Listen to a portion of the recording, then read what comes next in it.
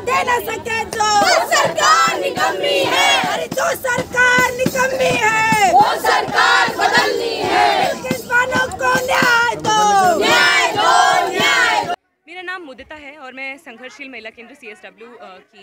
से जुड़ी हूँ। आज यहाँ पर जंतर मंतर पर हम महिलाएं मजबूर हुई हैं आज ये धरना प्रदर्शन करने के लिए, क्योंकि हमारे देश में गुजरात सरकार ने अभी हाल ही में एक इतना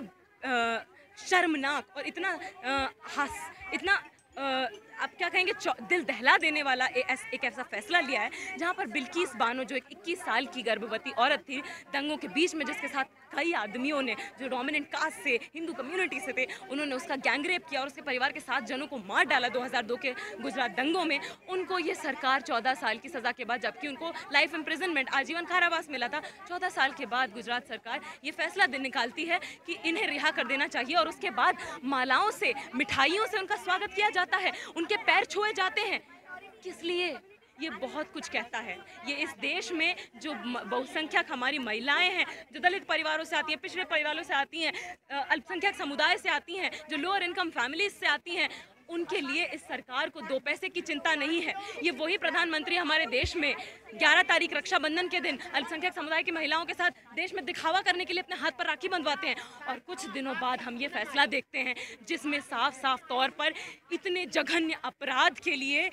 जो दोषी जिन्हें सज़ा दी जाती है, इस देश में हम जानते हैं कितना मुश्किल है बलात्कार के दोषियों को सज़ा दिलवा पाना, तो उनकी सज़ा को जो माफ़ कर दिया जाता है, ये साफ साफ इस देश के लोगों को ये संदेश दे रहा है कि इस देश के अलग अलग राज्यों में जो डोमिनेंट कास्ट के लोग हैं, जो नेता हैं, जो अथॉरिटीज़ हैं, जो सरकारें हैं,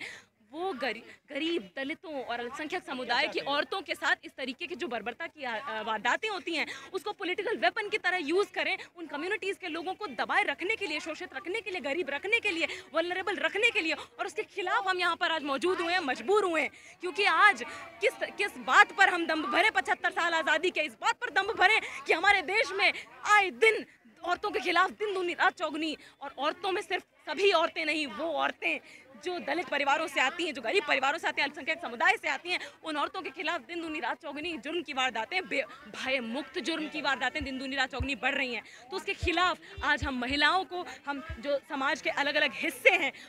हमें अपने आंदोलनों को जोड़कर, अपने संघर्षों को जोड़कर